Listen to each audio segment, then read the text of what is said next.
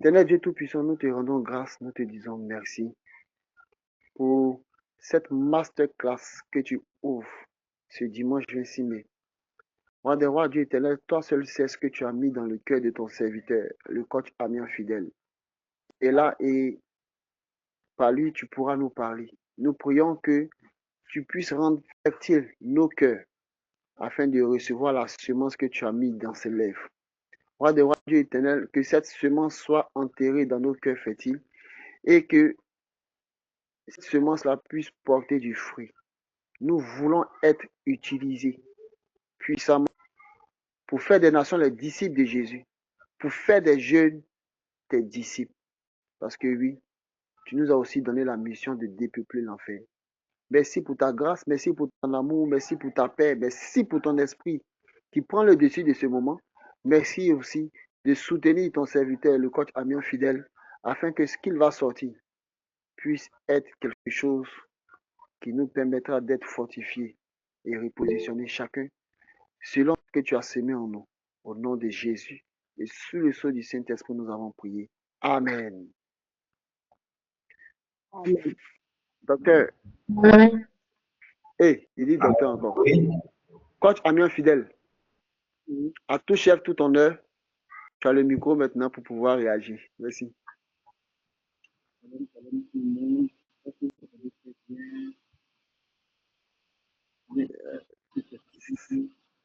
On t'entend difficilement. Hein?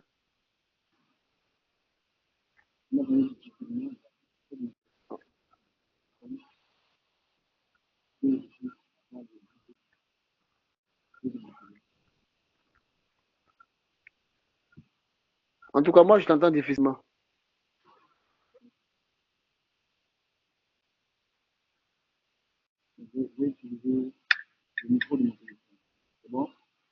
Ouais. Non, c'est pas bon. Parlez à voir. Allô? Voilà, là c'est bon.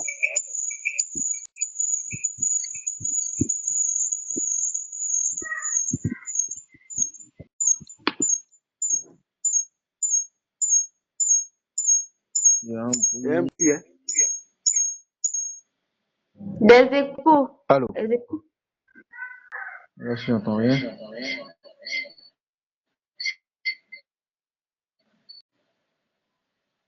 C'est bon? Ouais, c'est bon. Est-ce que c'est bon maintenant? Très bon.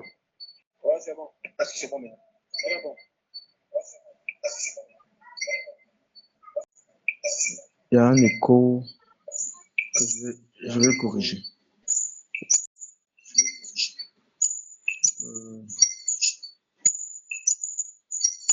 Je vais activer le son. Attendez, hein. Il y a quelque chose que je ne comprends pas ici. Pas si Si tu il as entend de te ressembler. le téléphone, il faut voir Allô, les vous deux. m'entendez comme ça? Oui, c'est mieux. Ok, donc je vais utiliser le micro de mon téléphone et puis je pense que ça va aller. Shalom, shalom tout le monde. Merci pour ceux qui viennent de nous rejoindre. Je dis merci à Dieu. Je présente mes excuses à tout le monde parce que j'étais en train de courir dans la rue, j'étais en mission. Et puis, là, je suis rentré à la maison, ça fait quelques minutes. Je vais déjà pouvoir rendre gloire à Dieu. Rendre gloire à Dieu qui nous permet de vivre ce moment et de partager ce thème important. Ce thème même qui parle d'urgence. Urgence d'être à l'écoute du cri des jeunes. J'ai pu écouter ce que chacun a compris de ce que ça pouvait représenter. Et je pense qu'on est tous dans le même, dans le même type de compréhension. Mais on va rentrer vraiment dans le vif du sujet pour mieux percevoir de quoi on veut parler ici. Voilà. Vous me connaissez déjà, donc je n'ai pas besoin de me présenter. On peut passer là-dessus. Et puis, le cri de la jeunesse. Hein, je voulais vous demander que pouvez-vous en dire, mais vous avez déjà parlé de ça. Et puis, j'ai même entendu ce que les gens entendaient par croix, le cri qu'est-ce qu'ils entendent par le cri de la jeunesse? Donc, je crois il y avait Noélie qui parlait du fait que les jeunes sont en souffrance. Il y a beaucoup de choses qui ne vont pas crier, mais nous, en les voyant, on sait qu'ils passent par des problèmes. On sait que ce qu'ils sont en train de vivre là n'est pas normal. Et ça, c'est un cri d'alerte, en fait. Un cri d'alerte. Et c'est pas des choses qu'on va entendre dans nos oreilles. Ah, on entend quelqu'un crier là, c'est qui? Non, c'est pas vraiment de ça qu'il s'agit. Mais c'est vraiment des situations que les jeunes peuvent d'être en train de traverser et que les gens passent sous silence. Ça ne nous dit rien en fait. On passe, on ne comprend pas ce qui se passe. Et même quand on sait que la jeunesse vit mal ou bien réagit mal, tout ce qu'on peut dire, c'est de parler sur les jeunes. Pour dire, voici la jeunesse aujourd'hui. Elle ne fait rien. Et nous, on est encore là pour leur dire, la jeunesse n'a pas de repère. Comment ils vont faire pour avancer? Et si la jeunesse n'a pas de repère, la personne qui est en train de dire que la jeunesse n'a pas de repère là, est-ce que la personne ne peut pas constituer un repère pour la jeunesse? Donc c'est vraiment ce qu'on va voir, c'est ce qu'on va aborder, c'est ce qu'on va regarder de plus près. Donc le cri de la jeunesse, c'est quoi? Moi j'ai essayé de dépeindre un peu le cri de la jeunesse. D'abord la drogue. Parlons de drogue. Parce que je ne vais pas parler juste de sexualité, je veux vraiment parler de tout ce qui peut constituer un cri par rapport à la jeunesse. Donc, lorsqu'on parle de consommation de la drogue, aujourd'hui, cette consommation de drogue demeure préoccupante parce que l'âge qui est touché aujourd'hui, on parle déjà à partir de 10 ans. C'est vraiment, vraiment précoce. C'est vraiment, vraiment précoce. Je ne sais pas si vous arrivez à bien voir mon document. Je vais essayer de le mettre en chapeau. Quelqu'un m'a dit qu'il ne va pas bien. C'est bon? C'est bon, vous voyez bien maintenant, non? Ok, c'est top. Donc, on a le cri de la drogue. Donc, la jeunesse qui est prise aujourd'hui par la drogue. Et déjà à partir de 10 ans. Et en Côte d'Ivoire, cette situation est très préoccupante parce que même dans les écoles aujourd'hui, on retrouve des traces de la drogue.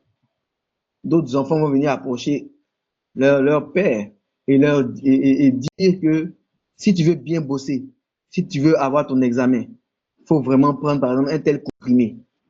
Et aujourd'hui, on passe avec des petits comprimés qu'on peut voir circuler dans des écoles parce que un aîné a dit juste à un petit garçon, à un jeune, que si tu veux bien bosser, prends tel comprimé, tu vas bosser. La nuit même, tu vas pas dormir, tu vas commencer à vraiment réviser pour avoir tes examens. Et ça semble être anodin, ça semble être quelque chose de banal. Et aujourd'hui même, c'est des produits qu'on retrouve, mais avec des emballages qui donnent plaisir même à voir. Maintenant, on dit c'est comme c'est comme des bonbons, c'est comme des plaquettes de chocolat, et on distribue ça entre les jeunes. Et donc, les jeunes aujourd'hui ont ça facilement entre eux. Facilement. Et s'il y a des jeunes qui ont ça, c'est qu'il y a des aînés qui profitent en fait de la vulnérabilité des jeunes pour leur offrir ce genre de choses. Pourquoi? Parce que ça leur apporte de l'argent. Derrière ça, il y a un commerce qui peut même passer par des frontières. On va pas arriver dans tout le détail. Mais 82,7% des personnes interrogées sur une enquête à Abidjan en 2014 avaient touché déjà à la drogue.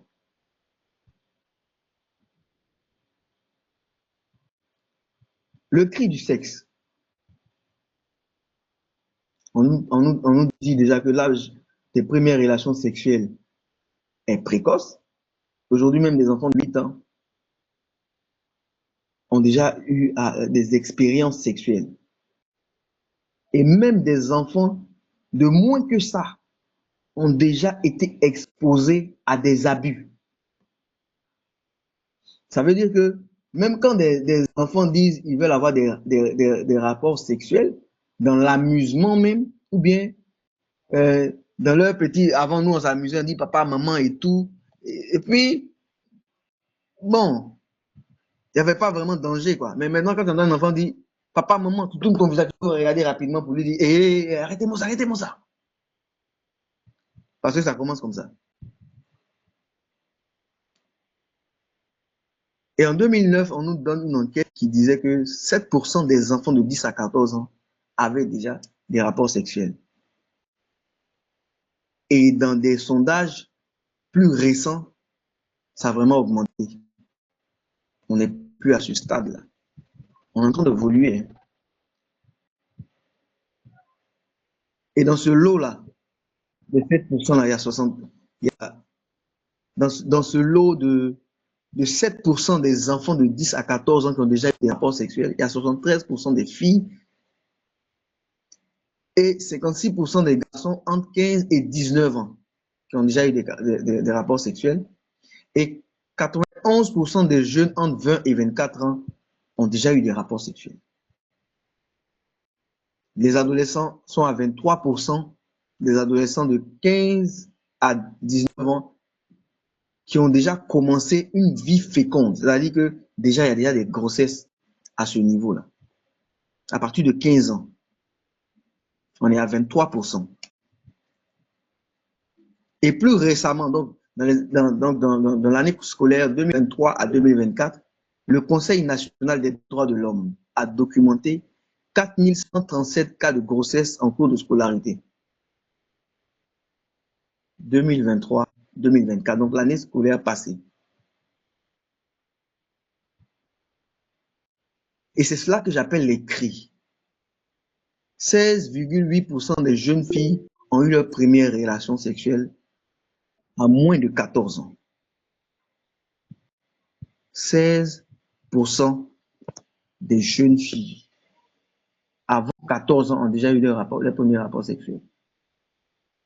53% des filles, des jeunes entre 15 et 17 ans ont déjà eu des rapports sexuels et 30 autres % à partir de 18 ans. Ça, c'est ce qui concerne le cri de la jeunesse au niveau sexuel. On va parler maintenant des blessures émotionnelles parce qu'il va parler, les blessures émotionnelles aussi constituent un cri au niveau de la jeunesse.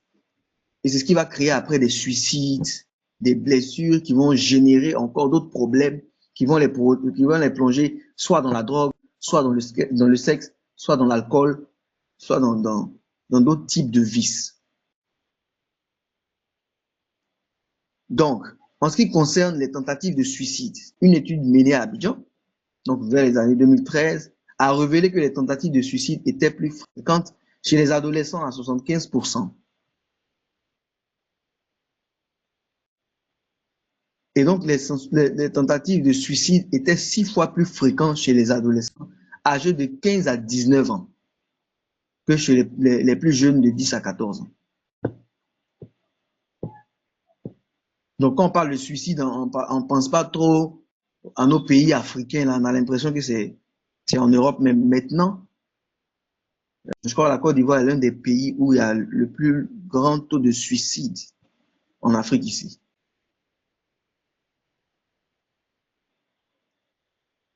Et en fait, lorsqu'on parle de suicide,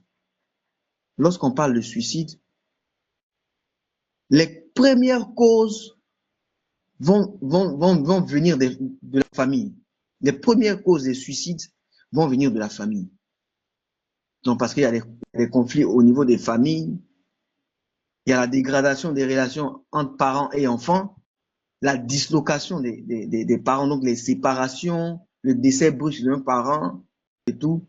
C'est des choses qui vont marquer les enfants, surtout les divorces. Ça marque les enfants à un haut point qu'on n'a pas idée. On pense que non, ils sont en train de faire palabre avec madame, ou bien madame est en train de faire palabre avec son mari, et c'est entre nous. Les enfants ressentent ça, même les enfants qui sont au sein. Parce que les enfants qui sont même moins âgés, donc jusqu'à 5 ans, captent facilement les émotions. Les enfants captent facilement les émotions. Plus que les paroles. Donc, quand maman est est froissée, une parole que le mari a donnée, et que après ça, dans son cœur, elle ressent de l'amertume, mais elle prend son enfant et elle sourit avec son enfant, l'enfant ressent derrière son sourire les pleurs de maman. C'est-à-dire même ce qu'elle veut cacher. Puisque cet enfant-là parle plus par les émotions, il ressent plus les émotions. Donc, c'est des choses même qu'on ne peut même pas cacher à l'enfant.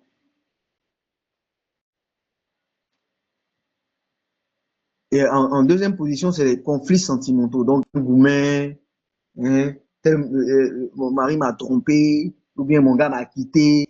Bon, ça, il y a aussi des blessures émotionnelles qui vont naître de là. Maintenant, en troisième position, c'est l'expérience de maltraitance, de violence ou de traumatisme au niveau de la famille. Et à l'intérieur, il y a des abus sexuels commis sur des enfants. Et très souvent, il y a des nounous dans des maisons qu'on ne surveille pas trop, qui ont accès à l'intimité des enfants, puisque souvent on dit, ah, il faut aller laver papou. Et pendant que la jeune fille est en train de laver papou, elle introduit papou dans ses premières expériences sexuelles. Et ça peut causer des blessures ou des traumatismes chez l'enfant. Et on va se rendre compte que, en vrai, derrière tout ça, ce qui va créer tous les cris au niveau de la jeunesse vont être surtout focalisés au niveau de l'absence d'autorité. Tous les sondages aujourd'hui dans plusieurs pays dans le monde démontrent que lorsqu'il y a l'absence surtout de l'autorité du père, donc l'absence de l'autorité paternelle,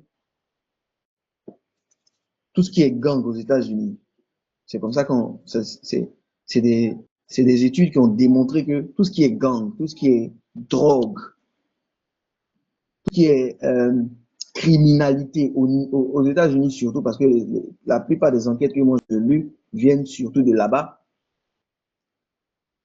c'était dans des familles où il n'y avait pas de figure paternelle, surtout de figure d'autorité. Et donc, que faire face à cela?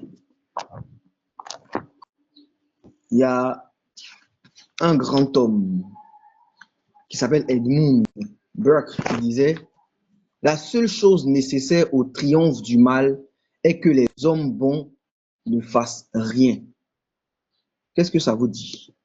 Je vais prendre deux interventions qui vont nous dire un peu ce que ça leur dit. La seule chose nécessaire au triomphe du mal est que les hommes bons ne fassent rien. Qu'est-ce que vous comprenez par là? Je vois deux mains, je vois une première main de Church Marie, maman Church, et puis une autre main de Élie Soussoulier. Maman Church, tu es là, non? Parce que je vois ta main qui est levée. Hein. Je ne sais pas si c'est une ancienne main, une nouvelle main, ou bien tu n'as pas fait exprès.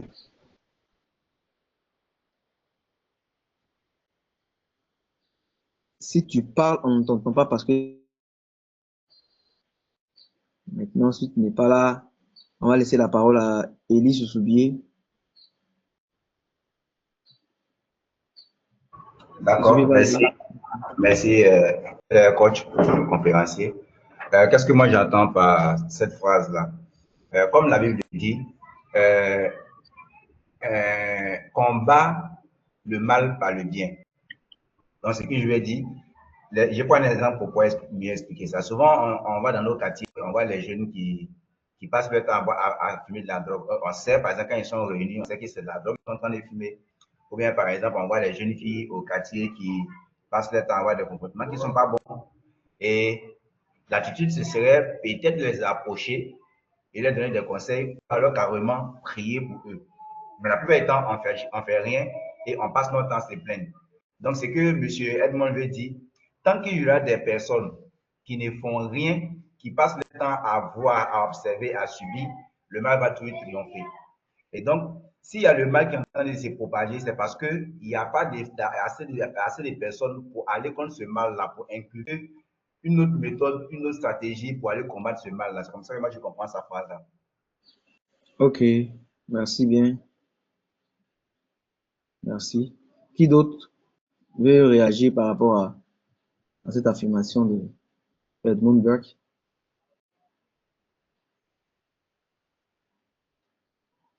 Personne d'autre? Nous, je n'ai pas à en parler. Hein. Je vois Christelle, je vois Laetitia. Mais on va aller rapidement parce qu'on a déjà beaucoup pris de retard. La seule chose nécessaire au triomphe du mal, ça veut dire que tout ce que nous pouvons faire pour que le mal triomphe ou continue de triompher, c'est que les hommes bons ne fassent rien. C'est-à-dire, tant que les hommes bons ne font rien, le mal va prospérer. Donc, si Dieu veut que nous, on soit positionnés en tant que personnes qui ont été justifiées par lui, donc bon, saint dans sa présence, c'est vraiment qu'il nous a mis dans cet état-là pour que, en fait, on ne laisse pas prospérer le mal. Et c'est ce que Dieu nous dit. Dieu ne veut pas que ce soit des chrétiens qui sont des lumières qui n'arrivent pas à éclairer. Parce que si tu es une lumière qui n'arrive pas à éclairer, le mal va continuer de prospérer. Si toi, ta lumière n'arrive pas à avoir de l'impact dans le noir, attends, c'est que l'obscurité est plus épaisse que ta lumière. C'est que tu as une lumière de, je ne sais pas, 2 pour 5 francs. Pendant que l'obscurité qui est là, c'est une tonne d'obscurité. Donc, la seule chose que nous, on peut faire pour permettre au mal de prospérer, c'est de ne rien faire. Si on ne fait rien, on va laisser le mal prospérer. Je veux nous partager deux passages bibliques. Le dernier verset de l'Ancien Testament. Le dernier verset de l'Ancien Testament. Le dernier verset de l'Ancien Testament dit quelque chose. Et pourquoi c'est le dernier verset de l'Ancien Testament? Ça veut dire en fait, pourquoi c'est la dernière parole que Dieu a donnée pour qu'il reste 400 ans dans le silence. C'est-à-dire qu'il a fini de parler, puis il n'a plus parlé. Jusqu'à le Nouveau Testament est venu le trouver. La dernière parole que Dieu a dite. En Malachie 4, verset 6 dit, « Il ramènera le cœur des pères à leurs enfants, et le cœur des enfants à leurs pères, de peur que je ne vienne frapper le pays d'interdit. » Amen. Est-ce que vous me suivez? Mais quand il dit Amen, je vais entendre un peu de bruit et tout. Amen, amen. Ok. Donc, Malachie 4, verset 6, donc le dernier verset de l'Ancien Testament, dit que il ramènera le cœur des pères et leurs enfants, et le cœur des enfants, à leurs enfants, et le cœur des enfants à leur père. Et il dit de peur que je ne vienne frapper le pays d'interdit. En fait, il s'agissait ici de la venue de Jean-Baptiste. Parce que dans le verset 5 de Malachie 4, il disait que à cette personne, il va donner l'esprit d'Élie pour que cet homme-là ramène le cœur des pères à leurs enfants et le cœur des enfants à leur père, de peur que je ne vienne frapper le pays d'interdit. Donc, il était en train d'annoncer Jean-Baptiste. Et lorsqu'on parle de Jean-Baptiste, en vrai, on est en train de parler de celui qui introduit Jésus. N'est-ce pas? Donc, c'est Jean-Baptiste qui va venir introduire Jésus. Son rôle, c'est vrai qu'on lit, si je posais la question avant même qu'on ne lise le passage, quel a été le rôle de Jean-Baptiste? On va dire, le rôle de Jean-Baptiste était de préparer le chemin du Seigneur. C'est vrai, non? Le rôle de Jean-Baptiste, c'est préparer le chemin du Seigneur, non? Oui. Mais lorsqu'on veut rentrer dans le détail, préparer le chemin du Seigneur, ça veut dire quoi? C'est en vrai ce que le passage est en train de nous dire. Que préparer le chemin du Seigneur, c'est ramener le cœur des pères à leurs enfants et le cœur des enfants à leur père. Et lorsqu'on lit Luc chapitre 1, verset 17, il parle donc de Jean-Baptiste qui est né maintenant, il dit, il marchera devant Dieu. Donc lorsqu'il annonçait la venue de Jean-Baptiste à Élisabeth, sa maman, il dit, il marchera devant Dieu avec l'esprit et la puissance d'Élie, comme dans le verset 5 de Malachie 4. Et il dit quoi? Pour ramener le cœur des pères vers les enfants et les rebelles à la sagesse des justes, afin de préparer au Seigneur un peu bien disposé. Maintenant, ce que je veux vous demander, je veux poser comme question, est-ce que Jean-Baptiste devait préparer le cœur, ramener le cœur des enfants au Père et le cœur des pères aux enfants pour que Jésus puisse commencer sa mission? Est-ce que c'était ça?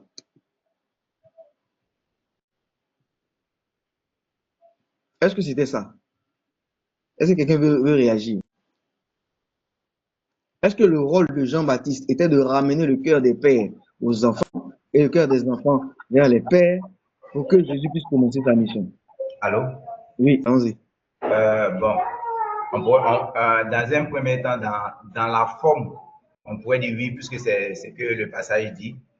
Mais en réalité, je ne pense pas que Jean-Baptiste avait pour mission véritablement de ramener le cœur. Mais il avait pour mission de veiller les consciences pour soulever qu'il y avait un problème à ce niveau-là. Que les gens prennent conscience qu'il y avait ce problème-là qui existait. Et que les gens soient, comment je vais dire ça? Par exemple, moi, par exemple, je suis issu de la santé. Je vois quelqu'un qui est en train de se promener en ville. Je vois sa forme, je vois sa morphologie, je vois des symptômes d'une maladie.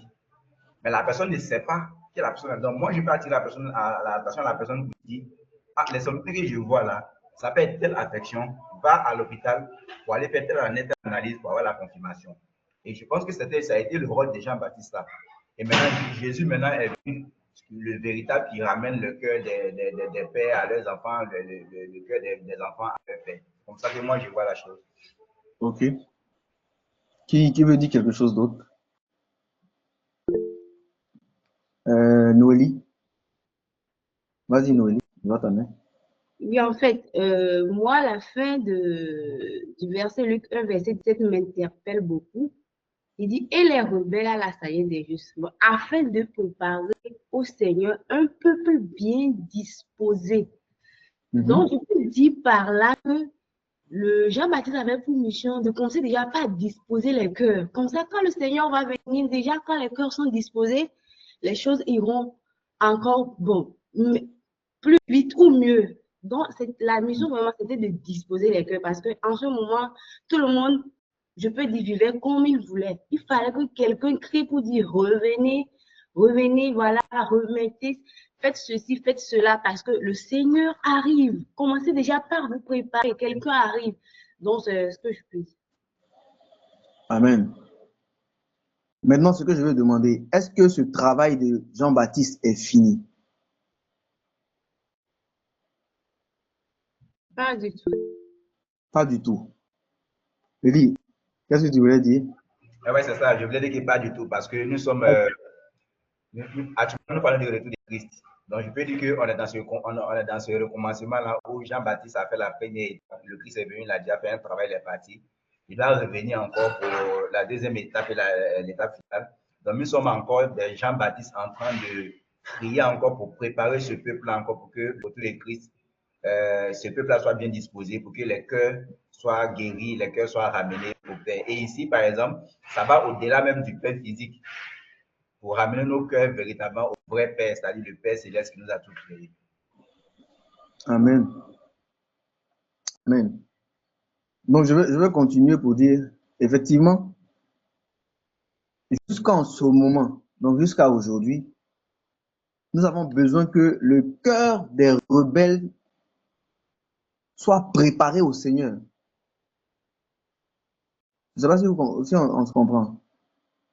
C'est-à-dire que le rôle de Jean-Baptiste était de préparer le chemin du Seigneur. Mais le chemin du Seigneur se prépare toujours. Parce qu'il y a des cœurs qui n'ont pas encore été disposés pour le recevoir.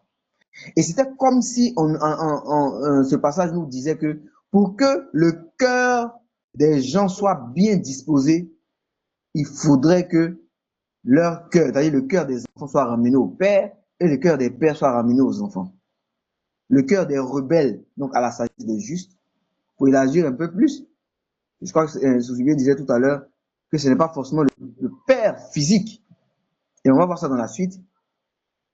Les pères doivent être amenés à leurs enfants. Ça veut dire que le peuple, au niveau du peuple d'Israël déjà, les pères étaient un peu séparés des enfants. Donc les enfants vivaient des expériences, ils avaient des cris comme on vient de décrire tout à l'heure.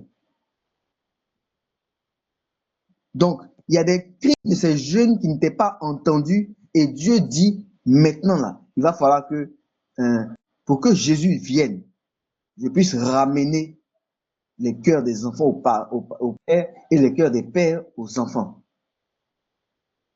Et quand il parle des rebelles, il veut dire qu'entre les deux là, entre les pères et les enfants là, il y a des rebelles. Et entre les deux là, il y a quelqu'un qui est sage. Il y a quelqu'un qui a la sagesse des justes. On se comprend, non? Donc, dans ce passage, c'est plus clair parce qu'il dit pour ramener le cœur des pères vers les enfants et les rebelles à la sagesse des justes. Donc, c'était comme s'il disait que c'était les enfants qui étaient les rebelles et comment on appelle, les parents étaient la sagesse des justes. Pourquoi? Parce que dans Malachie, il dit, il va ramener le cœur des pères vers les enfants, mais le cœur des enfants, or en bas on dit le cœur des rebelles, vers les pères. Donc il dit vers la sagesse des justes, à la sagesse des justes. Donc c'était comme si les enfants étaient des rebelles, parce que le peuple d'Israël, c'était comme ça, hein. Les aînés ont reçu la parole et ils devaient transmettre cette parole-là de génération en génération à leurs enfants. Donc si quelque chose a manqué, ça va faire que ça va générer la rébellion chez les enfants. Si la parole qui m'a été donnée, je ne l'ai pas transmise, celui qui naît de moi ne reçoit pas cette parole et donc il va vivre en rebelle de l'Éternel. Est-ce qu'on se comprend? Et donc, c'est ce qu'il faut en fait pour préparer un peuple qui est disposé à recevoir Jésus. Mais en fait, la première venue de Jésus, là, c'était aussi il veut dire aussi pour préparer le cœur des gens, en fait, aller vers le vrai Père qui est Dieu. Pour que, en vrai, à son retour, il puisse trouver un peuple qui est disposé, qui puisse l'enlever. On comprend un peu ça, non? Donc, le travail, en fait, que Jean-Baptiste devait jouer, là, c'est ça, et c'est pas encore fini. Et si c'est pas encore fini, qui doit continuer de le jouer? Quand Jésus s'en va, il va confier cela maintenant aux disciples. Je veux continuer ce que moi, je suis venu faire, mais en temps, moi, je vais préparer les places. Parce que je vais revenir prendre les gens pour partir. On se comprend, non? Donc, il y a une chose urgente à comprendre. Et on va faire la différence entre père, géniteur et puis mentor. Et puis, on va comprendre pourquoi on lance ce programme qu'on appelle Joseph Academy.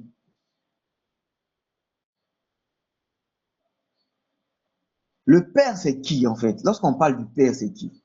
Un père, c'est qui? Un géniteur, c'est qui? Et puis, on va voir après ça ce que c'est qu'un mentor. Je veux que quelqu'un intervienne, lever les doigts, on va voir, et puis on va essayer de voir un peu.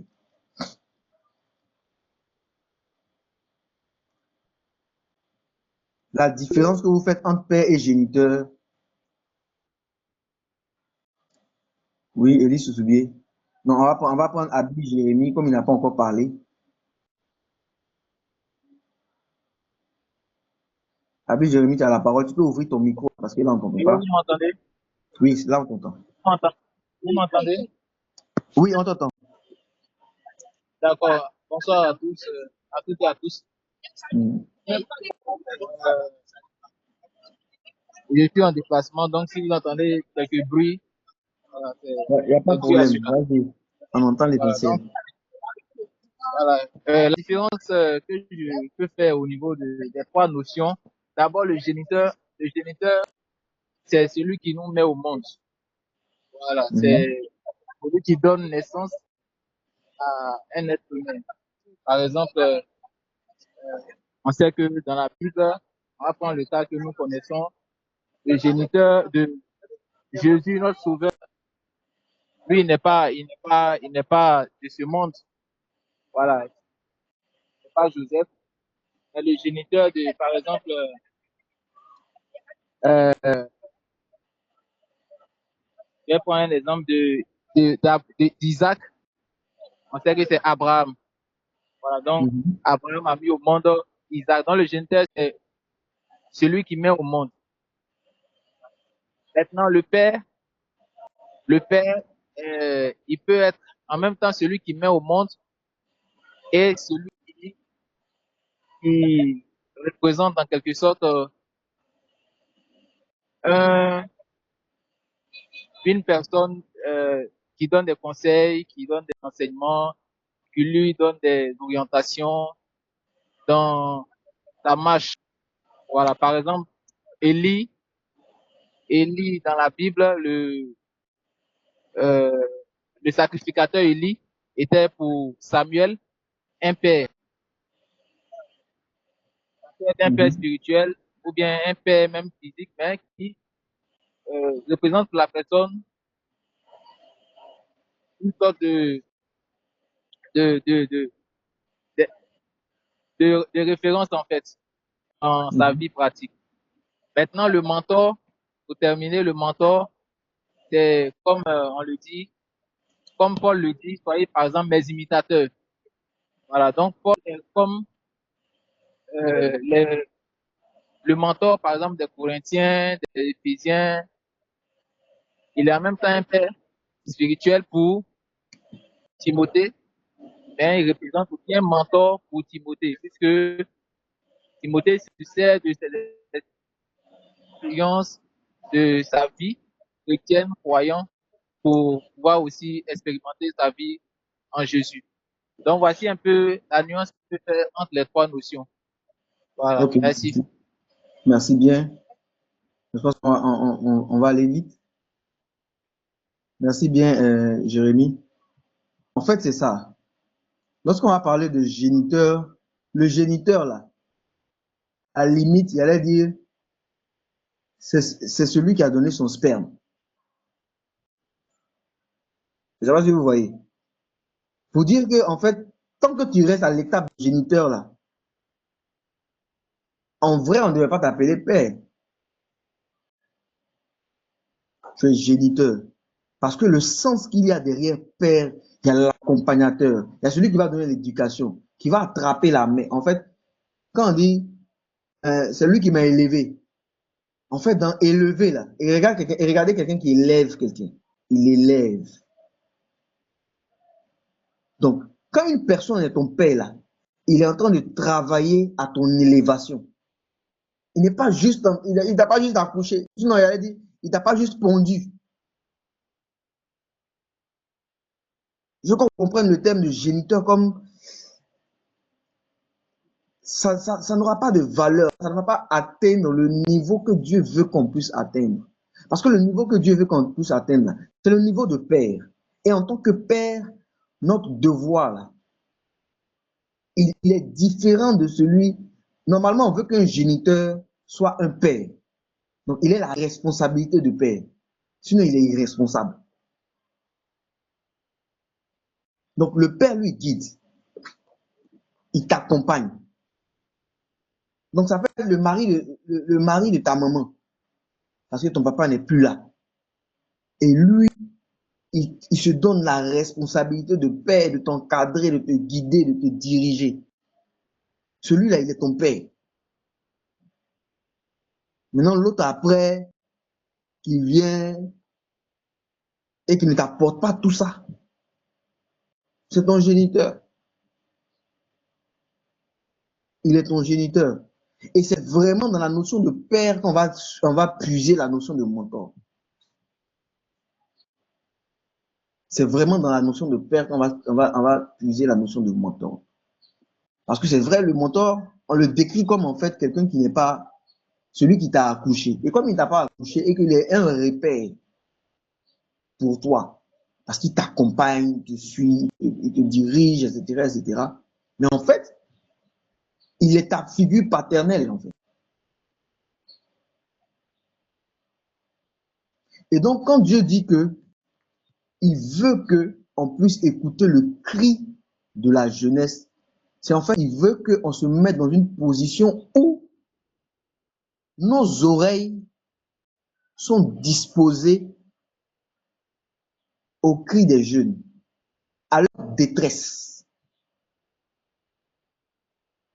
Donc, un vrai géniteur devrait être un père, un mentor. Ça veut dire, en fait, chez un enfant,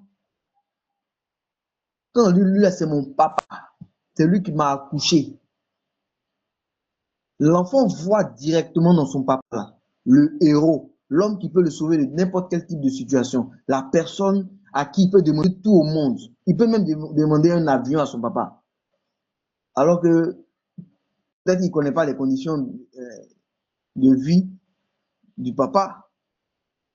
Quand il voit son papa, il a envie de tout lui demander. Papa, si tu sors là, il faut venir avec un avion pour moi. Il peut dire ça. Parce que chez lui, son papa peut tout. Son papa peut tout. C'est sa référence. Et je veux qu'on se voit comme ça. C'est pour ça que je veux parler de notion d'appel. Parce qu'en vrai, si nous apprenons à écouter le cri de la jeunesse, ou du moins, si nous entendons le cri de la jeunesse, ce qu'il est convenable de faire, comme Burke vient de nous dire, c'est de réagir. Parce que si nous ne réagissons pas, le mal va prospérer. Si nous ne réagissons pas, c'est normal que le mal prospère. C'est normal que dans ton quartier, quand tu sors quand tu regardes à la fenêtre, tu vois des jeunes qui sont en train de se droguer. C'est normal. Parce que quand tu es là, tu les regardes là. Tu les regardes juste. Juste parce que tu as des yeux. Mais tu n'entends pas leur cri. Tu n'entends pas leur cri. Tu n'entends pas leur cri. En fait, toi, tu ne vois pas ça en cri, quoi. Pour toi, c'est des voyous qui sont derrière la fenêtre, qui te fatiguent. Qui est encore en train de crier là-bas? Ah, c'est un enfant là. Oh, toujours quand il arrive, il frappe sa maman. Vraiment, les enfants de maintenant. Et tu n'entends pas le cri.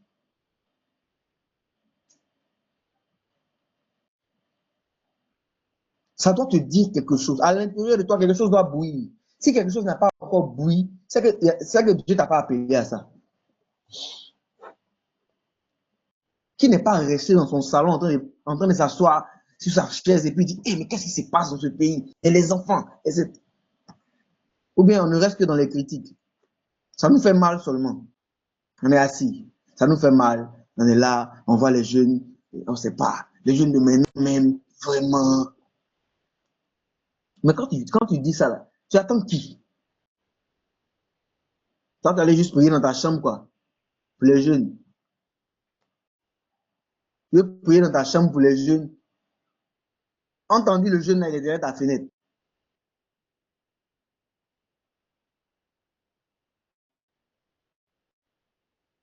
Il est derrière ta fenêtre.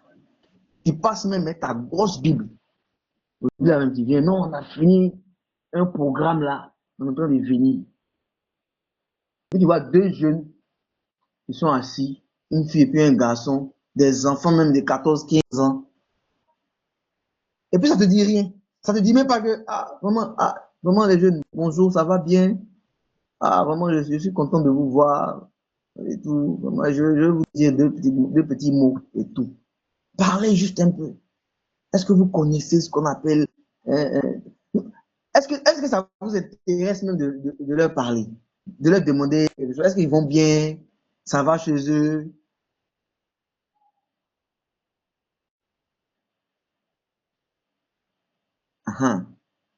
Parce qu'en vrai, c'est des choses qui doivent nous interpeller. Ça ne va pas rester comme ça. C'est un cri, en fait. C'est un cri.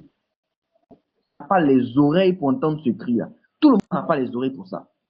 C'est pour ça qu'il y a des gens qui sont des appelés. Il y a des gens ils sont là, ils ressentent. Peut-être ils ne se disent pas, ils disent, ah, moi, je demande mon appel à Dieu depuis les pas encore entendu. Mais tant que ça bouillonne en toi, c'est que Dieu est en train de donner une réponse. Et en parlant de la définition, de la notion d'appel, je dis, Dieu nous fait passer par des situations qui marquent la vie. Et certaines fois, quand Dieu nous fait passer par des situations, par exemple, on a perdu nos parents tôt, donc on est des orphelins, on a vécu des difficultés et tout. Est-ce que tu ne penses pas que Dieu est en train de te donner un cri des orphelins? Il est en train de te permettre d'entendre un cri des orphelins? Ou bien peut-être il y a des orphelins qui ont vécu à côté de toi, tu as vu leurs difficultés, ça t'a chagriné un peu. Tu as été marqué par cette situation. Et tu penses que c'est fortuit. Dieu t'a fait entendre le cri là. Et Dieu veut que certainement tu puisses réagir. Il y a des gens, ils ont vu des orphelins à côté d'eux. Et les enfants, ils font pitié. Hein. Mais quand ils mangent, ils n'ont jamais pensé à envoyer un bol de riz même à ces enfants-là juste à côté. Quand ils les regardent, et les enfants, ils font pitié d'eux. Et qui va les aider? L'État. L'État. C'est l'État. Avant que l'État ne vienne faire là, toi-même, tu as commencé quoi? Tu as commencé quoi? Je lisais un livre dernièrement qu'on appelle Le monde a besoin d'un père. Et je vais vous lire un paragraphe que ça dit. On dit, si nos oreilles sont ouvertes, nous entendrons le monde entier gémir. Ça nous dit quelque chose? Ça s'accorde un peu avec ce qu'on dit là. Si nos oreilles sont ouvertes, nous entendrons le monde entier gémir. Il pleure sous le poids d'un grand mal. Le monde, il pleure sous le poids d'un grand mal, exigeant notre attention urgente.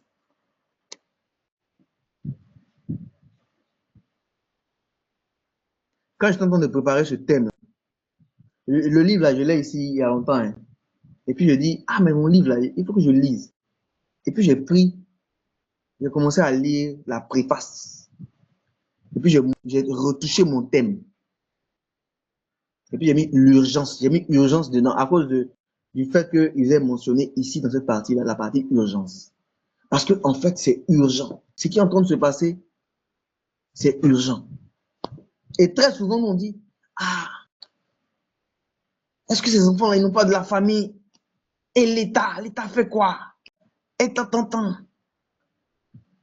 C'est vrai que l'État a certaines responsabilités, mais l'éducation des gens, l'éducation des enfants, c'est la famille. Et quand il n'y a pas de famille, Dieu veut compter sur des gens qui sont des repères, donc des mentors, des gens qui peuvent faire office de père, de guidance, d'éleveur, donc quelqu'un qui peut élever des gens. C'est de ça que Dieu a besoin en fait. Je continue, je lis encore le petit paragraphe. Il dit, le poids est si lourd et le cri si fort que la plupart d'entre nous le transforment en un bruit de fond et l'ignorent.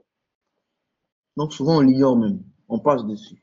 On dit, c'est pas grave. Si l'État n'a pas pu faire quelque chose, c'est pas nous à pouvoir faire. Et il dit, le problème est que l'affirmation de Burke, parce que c'est ici que j'ai pris l'affirmation de Burke et que j'ai mis ici, la même affirmation de Burke, nous laisse face à une vérité inconfortable. Si nous choisissons de ne rien faire, cela ne devrait pas nous surprendre quand le mal prévaut. Donc ça veut dire que quelque part, c'est parce que nous-mêmes, on ne fait rien. Si on ne fait rien, le mal va prévaloir. Je suis une personne. Quand je vais parler à mon voisin, là, si toutes les une personne comme moi continuent de parler à leurs voisins, une partie du monde sera changée. Et nous avons vraiment besoin de connaître ça. Nous avons vraiment besoin de vivre ça. Nous avons vraiment besoin de vivre ça. On va poursuivre parce qu'on entend une partie vite. Je vais nous montrer le modèle divin de création. On va parler rapidement du modèle divin de création. Quand Dieu crée la terre, lorsqu'on lit Genèse chapitre 1, verset 1 à 2,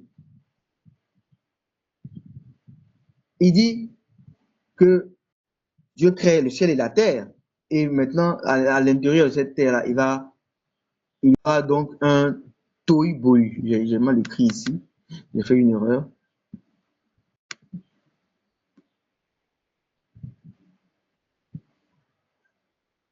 Donc, en Genèse 1, verset 1 à 2, il va dire la terre était informe et vide. La terre était informe et vide. C'est c'est la traduction directe de tohu bohu. Donc, il y avait un tohu, il y avait un bohu. Il y avait quelque chose d'informe. Et puis, il y avait un vide. Il n'y avait pas de forme, en fait. Et puis, il y avait du vide. Donc, lorsqu'on va lire les versets 3 à 10 Dieu va créer les formes. Dieu va créer des formes. Et qu'est-ce qu'on appelle forme? D'abord, il va créer la lumière. Que la lumière soit et la lumière fut. Ça, c'est une forme à l'intérieur de laquelle il va mettre les luminaires à partir du verset 11. Donc, il va mettre la lune, il va mettre les étoiles, il va mettre le soleil, etc., etc. Ça, c'est le contenu pour que la forme qu'il vient de créer, qui est la lumière, ne soit pas vide. Je ne sais pas si vous me suivez. Il va créer ensuite la terre, donc la partie ferme de la terre, et puis les eaux. Donc, il va créer les eaux. Et après, il va séparer les eaux, la partie qui est humide, du sec. Donc, il va créer la partie qu'on va appeler les mers et tout. Et puis, il va créer donc, le sec là, qu'on appelle la terre. Ça, on est dans la partie de création de forme. Quand il finit de créer ça, lorsqu'on continue à partir du verset 11 jusqu'à la fin, il va mettre dans la mer des animaux pour combler le vide dans la forme qu'il vient de créer. Il va combler le vide. Après ça, sur la terre, qui est une forme, il va combler le vide en créant les espèces animales. Il va créer, comment on appelle, la végétation d'abord, donc les arbres, les trucs et tout. Il va finir de créer ça. Et dans l'air aussi, parce qu'il va créer le ciel, il va maintenir une masse qui sépare les eaux d'en haut des eaux d'en bas. Quand on parle des eaux d'en haut, on parle des nuages et autres, et tout et tout. Dans l'air, là, il va mettre les oiseaux et tout ce qui peut résider là. Donc, quand il crée une forme, il comble en même temps le vide. Il crée la forme, il comble le vide. C'est comme ça qu'il a fait sa création. Jusqu'à ce que sur la terre ferme, il mette aussi l'homme. Ça, c'est le modèle de création de Dieu. Le modèle de création de Dieu. Il y a un modèle. Donc, il y a une forme qu'on crée. Et à l'intérieur de cette forme, on comble un vide. Donc, ce que Dieu veut qu'on fasse, c'est le copier dans son modèle de création. Nous, en tant que ses enfants. Donc, il y a un cri de la jeunesse qui brise ton cœur, qui te fait mal. Tu es là, tu parles. Tu dis non, pourquoi les jeunes sont comme ça? Je regarde les jeunes, et les enfants, ils font pitié. Il n'y a personne pour les aider. Qui va faire ça? Et l'État aussi ne réagit pas. La politique, les politiques là, le maire, il est où même? On ne le sent pas. Et le président même, les députés, tant. Commençons par le Père. Et si le Père n'est pas là, Dieu nous dit que on peut ramener le cœur des enfants au Père. Un père qui n'est pas forcément le géniteur. Ça peut être nous. Je ne parle pas de père seulement en tant que juste un barbu. Je vais parler même d'une mère qui peut jouer le rôle d'élever son enfant. Il y a des mères qui ont élevé leur enfant seul, mais en manifestant la figure d'autorité qui devait être là. J'ai regardé un film d'un neurologue, je crois qu'on appelle ça les mains en or, mais les doigts en or. Là. Les mains en or. C'est sa maman qui l'a élevé. Mais elle faisait office de père dans un quartier où il y avait des gangs aux États-Unis. Je ne sais pas si quelqu'un a déjà regardé ce film. Mais elle, non, la figure paternelle était là, quoi. Elle représentait cette figure paternelle-là, à l'absence du père. Donc, ce n'est pas une affaire de père. Il ne veut même pas que vous voyez la notion de père comme papa qui est barbu et tout. Ce n'est pas que ça.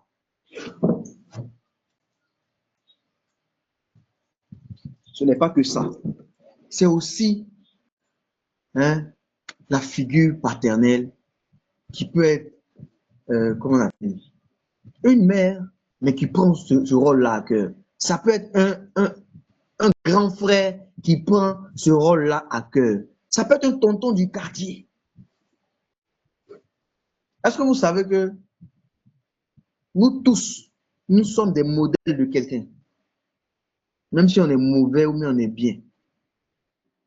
Il y a toujours quelqu'un quelque part qui te regarde et puis il a envie de faire comme toi. Toujours. C'est-à-dire qu'il voit Noélie. Il dit, hé, une fille au quartier, elle te voit, elle voit Noélie. Elle dit, hé, moi quand je vois Noélie là, je vais faire comme elle. Elle me plaît. Quand tu la vois, elle est simple, elle est comme ci, elle est comme ça. Moi, je veux faire comme elle. Mais est-ce que vous savez qu'il y a il y a d'autres personnes qui copient aussi le grand bandit de chemin qui est dans le quartier? Il dit oui, le monsieur là, quand il le voit, ouais, il me plaît. Il me plaît même. Et ils sont fous de quelqu'un au quartier ici. Et puis quand tu lui parles un, il t'a déjà déposé. Il parle 10 pour te donner. Il te cafoue bien. Il faut qu'il soit comme lui, mais là, les gens vont apprendre à me respecter. Donc, il y a des gens qui te regardent et qui ont envie de faire comme toi. Et souvent, ils te regardent à cause de ta bonne conduite. Et c'est après qu'ils te voient déconner. Et ils disent, ah, moi, mon vieux père là, s'il déconne comme ça, c'est qu'au-delà, il a raison. Moi-même, il a fait ça aussi. Donc, il a envie de faire comme toi. Donc, il te regarde et il veut faire comme toi. Donc, parce que tu n'as pas conscience que quelqu'un, quelque part, te regarde et a envie de faire comme toi. Des fois, tu fais comme ça. Tu fais des choses comme ça. Tu vis comme ça, quoi. Tu ne vis pas comme un modèle, tu ne vis pas comme un repère, tu ne vis pas comme un mentor. Ça, ce n'est pas quelque chose qui te dit quelque chose. Je veux qu'aujourd'hui, là, tu comprennes que ça doit te dire quelque chose. Tu dois pas marcher simple. C'est aussi ça faire des nations des disciples. Et c'est ça même qui est faire des nations des disciples. C'est pas soulever ta grosse Bible et puis venir dire, chers amis, Dieu vous aide. Et après, quand il te voit vivre là, il a même envie de fuir le Dieu que tu viens de lui présenter. Là. Donc, la jeunesse a un cri. Et quand tu ressens que ce cri-là brise ton cœur, tu ressens que Dieu t'a donné une oreille pour cette jeunesse. Et tu ne dois pas rester comme ça. Tu ne dois pas rester comme ça. Ça doit te dire quelque chose. Tu dois faire quelque chose. Il faut bouger. Parce que souvent, c'est toi que Dieu attend. C'est toi que Dieu attend. Quand je devais créer Chasteté World, j'étais dans mes challenges de sanctification. Je savais que je devais vivre une vie de sanctification qui plaît à Dieu. Mais ce n'était pas facile. Et dans mon environnement, là, il n'y avait pas de personne vers qui aller pour avoir cette flamme qui allait me maintenir dans une telle atmosphère. Donc, j'ai commencé à fouiller un peu sur Internet pour voir s'il y avait des associations qui existaient dans le monde. Je fouillais, quoi. Je voulais voir. Et j'ai commencé à faire des recherches dessus. Mais tout ce que je trouvais là ne comblait pas mon appétit. Et un jour, la voix que j'ai entendue disait, si ce que tu cherches là, tu ne trouves pas, c'est que certainement c'est toi qui dois créer ça. Ce qu'elle dit là, je ne sais pas si vous avez bien entendu, mais je vais répéter. Tu es en train de chercher une chose qui n'existe pas. Toi, tu as besoin de ça. Mais il faut imaginer combien de personnes ont besoin de ça et qui ne trouvent pas. Et si tu créais ça? Ça, c'est une loi même qui existe en marketing. Tu regardes l'environnement. Quand on fait les études de marché, tu regardes l'environnement, tu regardes les besoins des gens et puis tu crées quelque chose. Tu es dans un quartier, par exemple, où les gens ont du mal à trouver de la nourriture, ils marchent pour aller 10 km pour aller acheter quelque chose loin là-bas. Ça doit pouvoir te faire comprendre que certainement Dieu veut que tu commences ce commerce-là dans ton quartier parce qu'il y a des gens qui ont ce besoin-là. Ça c'est du marketing. Mais Dieu veut qu'on applique le marketing spirituel, comme mon père spirituel nous montrait. Le marketing, là, il est aussi spirituel. On doit faire ça aussi. Donc, Chasteté World représente la forme. Et à l'intérieur de cette forme-là, ça doit pouvoir préparer des personnes qui vont marcher dans la sainteté. C'est une forme. La forme peut être une association. La forme peut être une activité. La forme peut être un rendez-vous. La dernière fois, j'ai travaillé avec ma grande sœur qui travaillait sur un projet pour les couples, non? À un moment, elle est connectée. Qui travaillait sur les couples, et je crois que c'était un truc comme ça pour les femmes. Les épouses, non? Ou bien pour les couples même. Je crois un truc comme ça. Pour les épouses. Les épouses, c'est ça. C'est ça, hein? Donc, elle va créer un après-midi où elle va inviter ces jeunes épouses-là à qui elle va partager son expérience. C'est une forme qu'elle a créée. Et à l'intérieur, elle veut combler un vide. Elle veut combler un vide par des formations ou bien des activités pour que les jeunes épouses qui rentrent dans les différents foyers aient quelque chose, aient le vide comblé. Où tu rentres dans le foyer, tu sais pas ce que tu as fait, on ne vous a pas préparé à ça, on vous a rien dit, on vous a dit, hey, allez-y, faites mariage, on va applaudir et tout. Tu crées une forme et tu viens, tu combles un vide. Tu crées une forme et puis tu combles un vide. Et à l'intérieur de vous, Dieu veut susciter ça. C'est pour ça qu'on entend de mettre en place Joseph Academy, l'Académie Joseph. Joseph comme celui-là qui représente pour moi la personne qui a résisté face à la tentation de la femme de Potiphar. Pour préparer des mentors, des personnes qui peuvent inspirer d'autres. Donc à partir du mois prochain, donc à partir du troisième, parce qu'on va le faire chaque 2 derniers dimanches du mois, les formations de Joseph Academy vont se passer chaque 2 derniers dimanches du mois à ces heures-là, aux 2 heures à peu près. Mais en fait, l'Académie Joseph est fait pour préparer des mentors, est fait pour t'apprendre à parler aux jeunes, parce qu'il y a des modules pour apprendre à parler aux jeunes. Comment être à l'écoute du jeune, comment écouter le jeune sans le couper, sans le juger. On va parler de ça, ça sera l'un des premiers modules. On va parler de ça. Parce qu'il faut savoir accompagner le jeune. Il faut savoir qui est le jeune. Donc, on va parler de la jeunesse de maintenant, qu'on appelle la génération alpha et la génération Z. Donc, les jeunes qui sont nés dans l'Internet, les jeunes qui sont nés avec les smartphones, ils n'ont même pas la même mentalité que nous. Donc, quand nous, on veut leur parler, là, on leur parle comme des gens des anciens temps. Ils ne peuvent jamais nous comprendre. Donc, il faut savoir, il faut connaître l'approche qu'ils ont. Il faut connaître la mentalité de ce qu'on appelle génération Z ou même génération alpha. Tant que tu ne les connais pas, tu ne sauras pas même leur prêcher l'évangile. Tu ne sauras même pas comment on leur prêche l'évangile. Tu vas leur prêcher l'évangile de façon traditionnelle et puis ça ne va pas marcher. Parce que ça ne va pas avec eux. Ils ne se sentent même pas à l'aise avec. Donc on doit pouvoir parler de ça.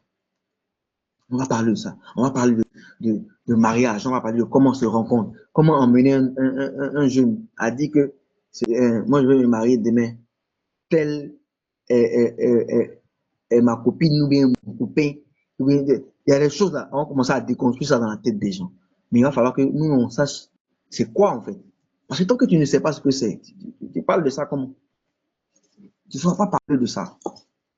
Donc l'Académie Joseph est une forme dans laquelle on comble le vide, le manque de repères, le manque de mentors, le manque de parents qui ont une figure d'autorité. Donc, c'est une formation pour les parents, c'est une formation de ceux qui sentent l'appel à l'intérieur d'être à côté des jeunes. Si tu sens que je vais parler aux jeunes, c'est peut-être des drogués, je vais parler aux jeunes, c'est peut-être des élèves, je vais peut-être parler aux élèves, parce que quand je vois les élèves écrire, ça me donne mal à la tête. Donc, quand j'entends un enfant faire sortir des phrases de sa bouche, alors qu'il dit qu'il est en terminale, ça me donne mal à la tête. Il y a un vide quelque part. Dieu attend que tu crées une forme pour combler un vide.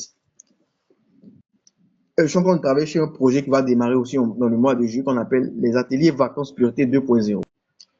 Parce qu'on a l'habitude de voir des ateliers vacances, cuisine, ménage, comme on appelle des ateliers dessin, pour les vacances, pour occuper les enfants et tout. Et puis Dieu me mettait à cœur de créer un atelier de vacances où on va parler des habitudes saines à développer chez les jeunes. Donc ça sera de 10 à 18 ans. C'est une forme que Dieu veut que je crée. Et qu'à l'intérieur de ça, on puisse combler un vide. Donc on va travailler sur la confiance en soi, les enfants qui n'ont pas confiance en eux. Donc quand on leur dit bonjour net, ils sont bons quelque part. On peut les attirer avec un petit biscuit. Ou bien on peut payer à loco pour une petite fille. Et puis on a mis Coca-Cola dessus. Donc ça, la personne peut dire, on fait quoi maintenant? On peut aller dormir, on va à l'hôtel. Parce qu'il a juste acheté un peu d'alcool avec une petite bouteille de Coca. Donc, comment développer en fait l'estime de soi, la confiance en soi chez la personne. Donc, il y a ces choses-là qu'on va travailler. On va travailler aussi sur les fréquentations. On va travailler sur les vices de la jeunesse, donc la drogue, l'alcool, la sexualité. Comment dire non? Apprendre à dire non, là. On doit apprendre ça aux gens. Les enfants ne savent pas dire non. Ils ont te blague un peu, quand on te dit, ah, donc tu me laisser comme ça, la nuit, là. Et si je m'aurais me suicider? Et faut me faire un petit bisou quand même. C'est ça que si ton enfant n'est pas préparé à ça, il va lui faire le bisou, non? Donc, il faut pouvoir préparer les enfants à ça. Et Dieu veut que je mette l'atelier vacances Pureté 2.0 en place pour ça. On va démarrer, on va le faire les mercredis et les samedis. On va le faire en Côte d'Ivoire, ici à Bingerville. Je voulais le faire sur 2 sites. Mais bon, comme c'est pour une première année, on va le faire pour Bingerville. Mais en fait, pour Chasteté World, pour les membres de Chasteté World, je veux que cette formation nous serve à développer les mêmes concepts dans chaque pays.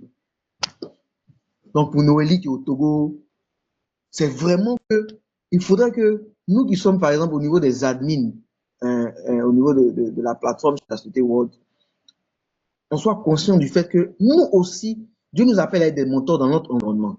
Parce qu'aujourd'hui, avec les activités que je suis en train de développer, la dernière fois, je parlais avec Justin, un ami, pour ceux qui ne le connaissent pas, qui est dans la plateforme aussi, et qui disait, j'ai l'impression que les activités se concentrent sur la Côte d'Ivoire. Mais je dis, mais moi, je suis en Côte d'Ivoire.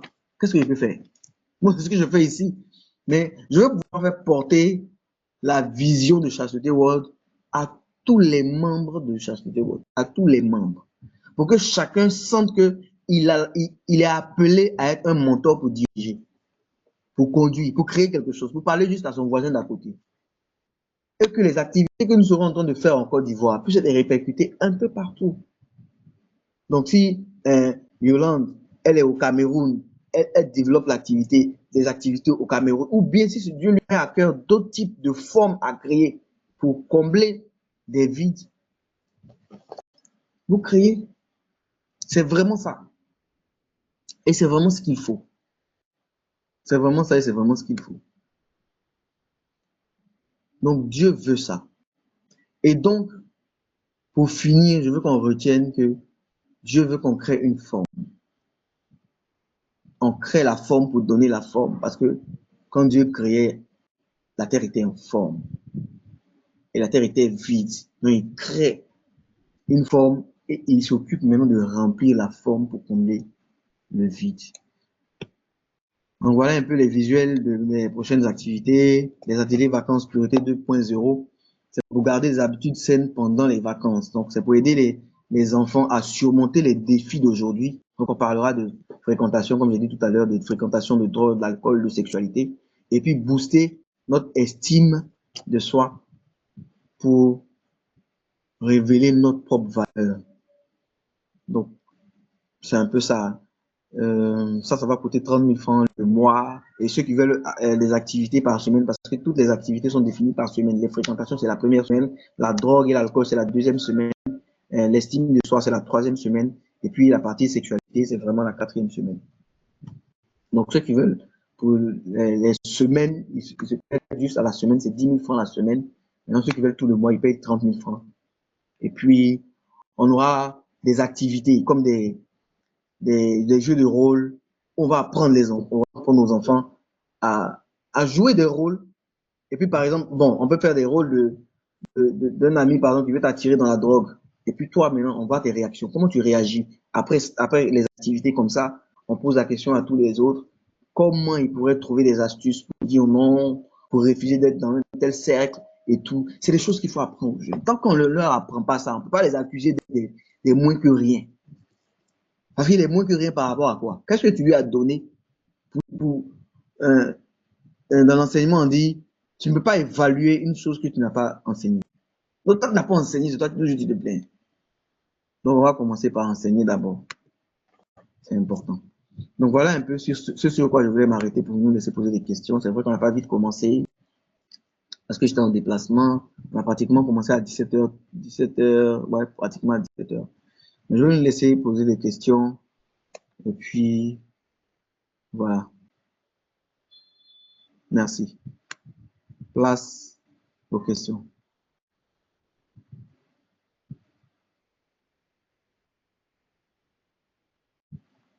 Donc, si vous avez des questions, je vous attends.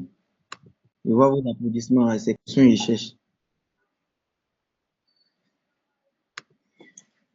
Voilà un peu. Que Dieu donc nous bénisse. Il y a Noélie qui veut poser une question. Vas-y, Noélie. Oui, vraiment, je ne sais pas comment qualifier le masterclass d'aujourd'hui. C'est comme si on vient d'enlever un voile. C'est comme, bon, c'est des choses que j'avais toujours vues, mais aujourd'hui, c'est comme si j'ai touché la chose de près. Ça m'interpelle énormément. Et le fait d'avoir écouté ce message me rend encore plus responsable. Parce que je me dis, ce serait mieux de ne pas écouter, mais maintenant que j'ai appris toutes ces choses, il va falloir vraiment bouger. Et vraiment que le Seigneur vous bénisse. C'est vraiment un cri, un grand cri d'alarme qui ne se fait pas entendre, mais le besoin se fait tellement sentir. Pour moi, ma question, c'est par rapport à la formation que vous venez d'afficher. Bon, je ne sais pas, la formation, le paiement, c'est pour les enfants ou les grandes personnes. Bon, je n'ai pas vraiment compris. Parce que moi, ça m'intéresse beaucoup. Bon, à moins que ce sont seulement des personnes qui sont en Côte d'Ivoire, mais j'aimerais mieux comprendre. Ok, merci. Je crois que la question est assez claire, hein. Là, j'ai affiché deux types de formes. J'ai affiché deux types de formes pour combler des vides. Le premier, c'est l'atelier vacances. C'est pour des jeunes. C'est vraiment pour donner de bonnes habitudes aux jeunes, donc de 10 ans à 18 ans. C'est vraiment pour les former. Ils seront en vacances, donc ils n'auront pratiquement rien à faire de leur journée. Ils seront devant la télé. Et puis, papa et maman sont toujours au travail. Ils n'ont rien à faire. Ils sont livrés un peu à eux-mêmes et tout. Donc, il faudrait qu'ils aient quand même un encadrement pendant les vacances. Donc, c'est vraiment dédié à ce jeune-là de 10 à 18 ans. Ça, c'est en présentiel. Et c'est vraiment pour ceux qui sont en Côte d'Ivoire, précisément ceux qui sont à Abidjan, plus sélectivement ceux qui sont à Bégerville et ceux qui sont dans les alentours, à Cocody, qui peuvent facilement faire venir leurs enfants. Donc, pour ce type d'activité-là, j'aurais bien voulu réaliser ce type d'activité-là dans tous les pays qu'on peut trouver sur la plateforme de Chasteté World, dans tous les pays. Mais j'aurais besoin de former des gens pour que ces personnes formées-là développent de tels concepts, donc de telles formes dans leur pays. Parce qu'ils peuvent être en train de faire une activité tout le mois de juillet en Côte d'Ivoire, et puis en même temps dans le mois de même juillet, là, où les gens sont en vacances, par exemple au Cameroun ou au Togo, je suis là-bas en même temps. Ça ne sera pas possible. À moins que, voilà, toi, Noélie, par exemple, au niveau du Togo, tu arrives après la formation, à avoir des rudiments par rapport à comment encadrer des jeunes, parler aux jeunes, les accompagner et tout. Et puis mettre en place une forme qui va chercher peut-être à toucher les jeunes, à toucher les enfants. Tu vois un peu, non? Dans ton secteur. Et que peut-être me disent, ah bon, Fidèle, je veux vraiment que tu sois là, que tu viennes et tout et tout. Non, si j'ai les moyens, moi, je peux facilement me déplacer. Et ça me fait plaisir de voir que tu as pu mettre en forme quelque chose pour combler un vide au niveau de la jeunesse. Et pas forcément au niveau de la jeunesse. Si tu sens que, en fait, dans ton appel aussi, Dieu t'envoie peut-être vers les femmes, vers les jeunes filles, vers les hommes âgés.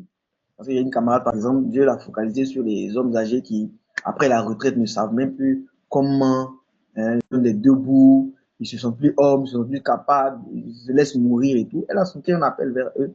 Et puis, voilà, elle a cherché à comprendre, en fait, la psychologie des adultes, vraiment des personnes du troisième âge et tout. Mais vraiment, ici, notre formation va surtout s'actualiser sur un concept vraiment global en premier, mais après, on sera plus axé sur comment vraiment parler aux jeunes.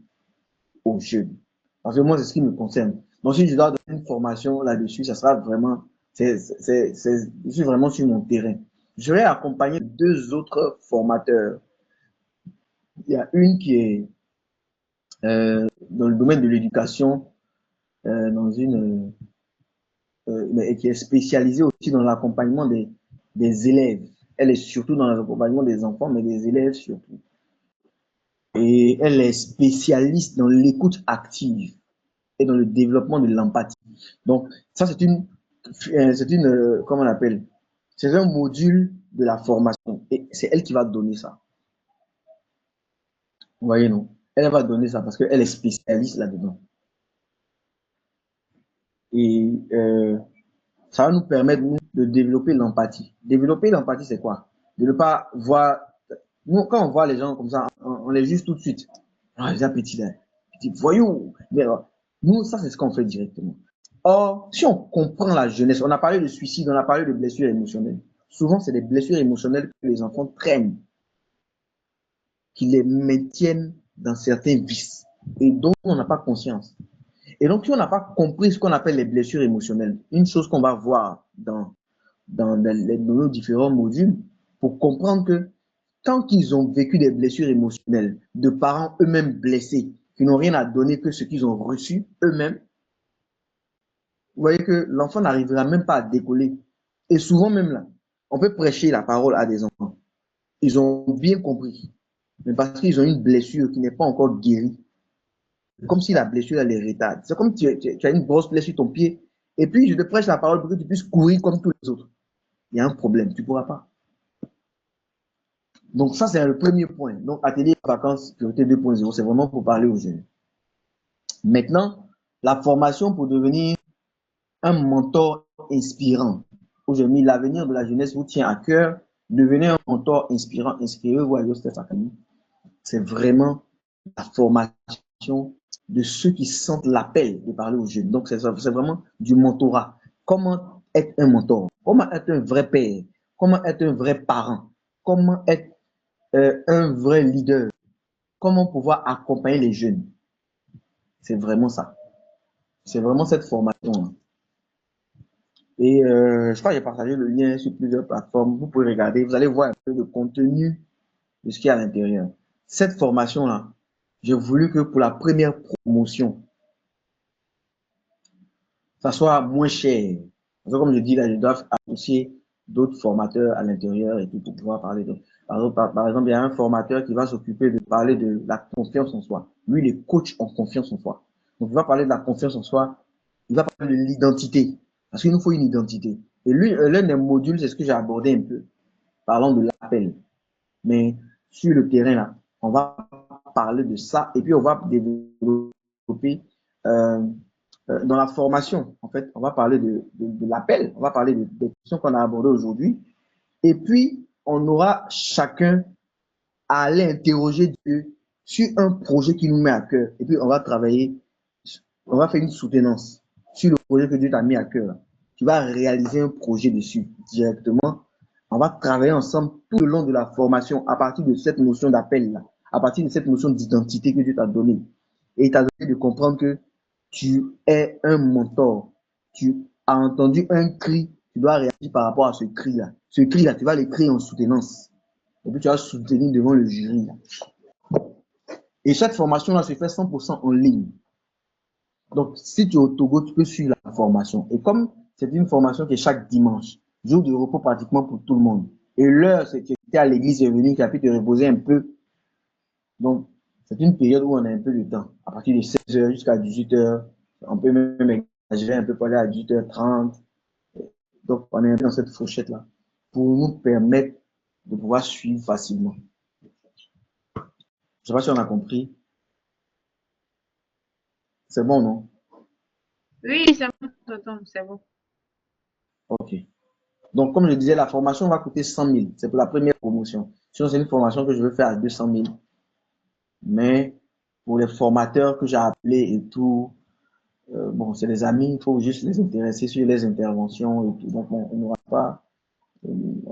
C'est des choses qu'on peut gérer. Maintenant, hein, ceux qui veulent des choses particulières peuvent me voir en inbox. On peut toujours se comprendre. Si vous n'avez rien à payer dans cette affaire, tout 100% gratuit. Pas de problème. Oui, Noli, tu veux encore parler? C'est une ancienne main. Non, non. Donc, c'était pour savoir, la formation va durer pendant combien de temps? C'est Normalement, la formation va faire 5 mois. Sur 7 5 mois. mois, sur 5 5 mois, mois. chaque 2 derniers dimanches du mois, on va se voir. Donc, normalement, on suppose que aujourd'hui est comme une rentrée inaugurale. Donc, on aura le mois de juin, le mois de juillet, août, septembre. Et en octobre, bon, en Côte d'Ivoire, ici, on sera dans notre mois d'élection. Donc, quand on est dans notre mois d'élection, hein, on ne fait pas trop de prévisions sur le mois d'octobre. Mais le mois d'octobre, je comptais pouvoir faire ma conférence, comme je l'ai fait l'an dernier. J'ai fait une conférence Vaincre le tabou de la sexualité.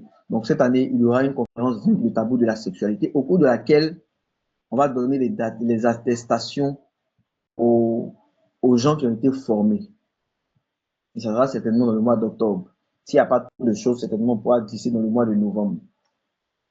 Ça sera comme ça. Donc ceux qui sont en ligne, hein, on sera en ligne avec eux, on va leur décerner leurs attestations. Et ceux qui seront en présentiel, ils auront la possibilité de suivre directement aussi en live la conférence et tout. Et puis ils auront des invités, ils ont des invités, ils seront là. Et puis on pourra vivre ça en live. Maintenant, si vous venez prendre ton attestation, tu dis je suis au Togo, mais je vais venir spécialement pour ça, il n'y a pas de problème, on est preneur. Ça sera intéressant. Mais c'est une formation en ligne en tout cas. Donc, voilà. Donc c'est ça. Et l'une des choses qui est intéressante, on va travailler sur les activités qui peuvent intéresser la jeunesse. Donc comment communiquer à des jeunes pour qu'ils soient à l'aise. Hein? Quand on va étudier la génération Z et la génération Alpha, donc on voit un peu la mentalité de chaque génération-là, on saura comment les approcher. Et si on sait comment les approcher, on va développer un certain nombre d'activités qui les intéressent, où ils peuvent venir facilement et où, quand ils sont là déjà, on peut leur parler. Je ne sais pas si on se comprend. Et ces activités-là, pour ceux qui sont à Abidjan ici, lorsque moi je fais mes activités, ils pourront venir voir comment ça se passe en live, quoi. Mais ceux qui seront en ligne, bon, ils n'auront pas cette grâce-là de voir les activités, là, comment ça va se passer. Mais ils peuvent faire partie du comité d'organisation, donc ils pourront voir un peu comment on structure et tout, mais dans la pratique, ils ne seront pas tout touchés. C'est tout.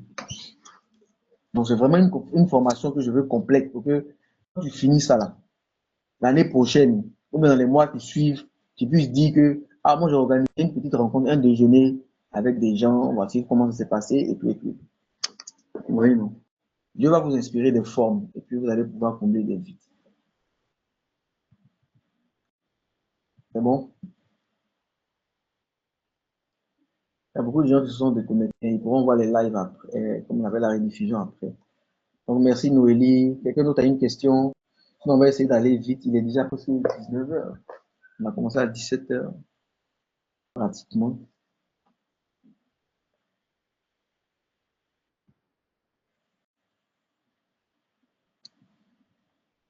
Il y a Esther qui vient de nous rejoindre, pratiquement à la fin. Bonne arrivée, Esther. Tu auras la grâce de lire après la rediffusion. Est-ce qu'on a une autre question? Sinon, on est à la fin.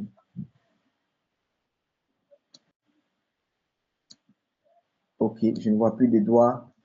En tout cas, chez moi ici. Bon, je crois qu'on a vraiment regardé toute la question. Et tout ce que je peux dire là pour finir, c'est que il y a un cri. Il y a un cri à tous les niveaux de la vie des jeunes. Les jeunes souffrent.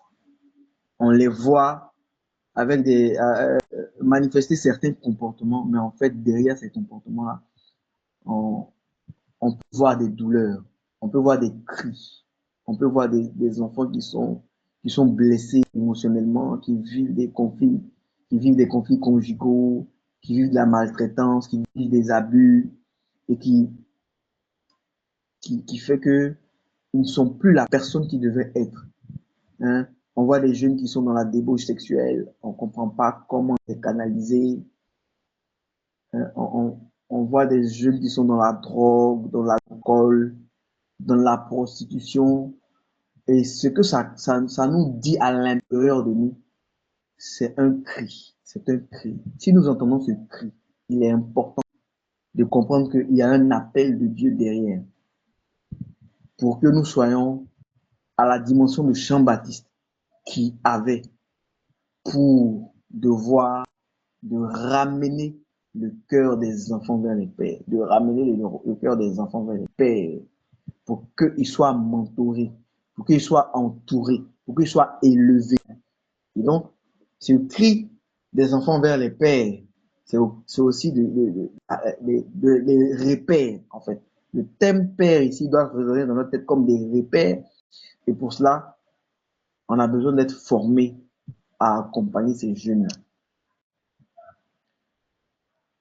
On a vraiment besoin d'être formé à accompagner ces jeunes.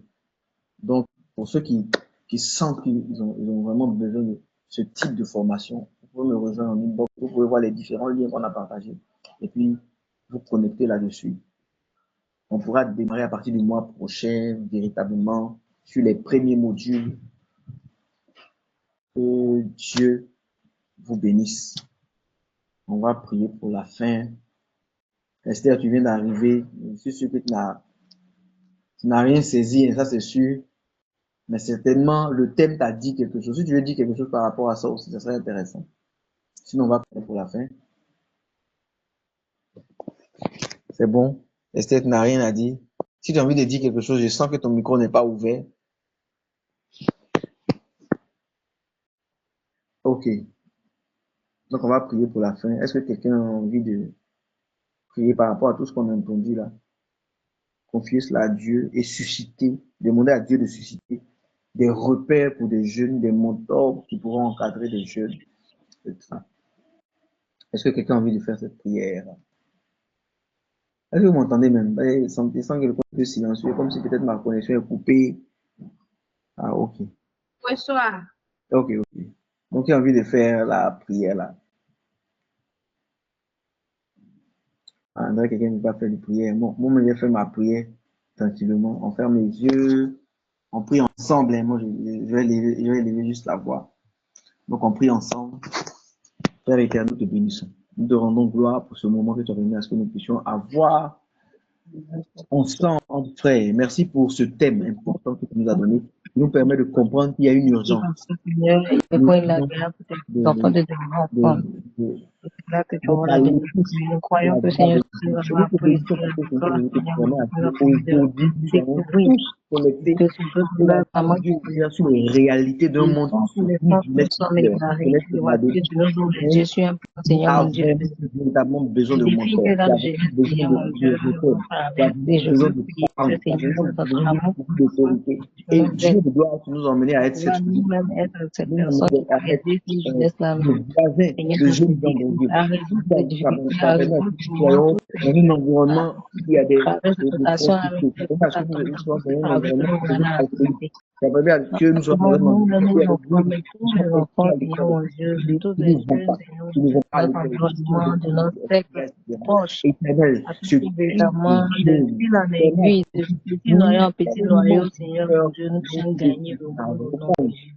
cet appel Parce que nous savons Dieu que, de Seigneur mon quitter Dieu, le la nom de Dieu, mission que tu as pour ne donnée pas à tes marcher enfants, là-dessus au nom de c'est le Jésus. fait de Parce que l'attendre des tu es disciples, tout, nous parce la que tu participons accompagnes à chacun, cette mission. tu touches le cœur de Nous voulons chacun. prier que Tu touches Seigneur mon chacun Dieu, là tu où nous il équipes et que devra tu nous aides à pouvoir recevoir vraiment ta parole dans son nous cœur, mettre en mission de par rapport à ce que venir Dieu t'a mis dans ce véritablement, temps de la de méthode se de donner à décider nos frères et à apôtres.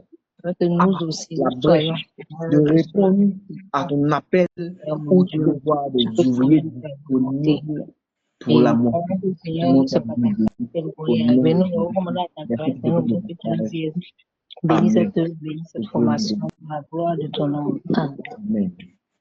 Amen. Amen. Merci d'avoir été Amen. présent. Merci d'avoir été patient aussi pour ceux qui étaient connectés depuis 16h30.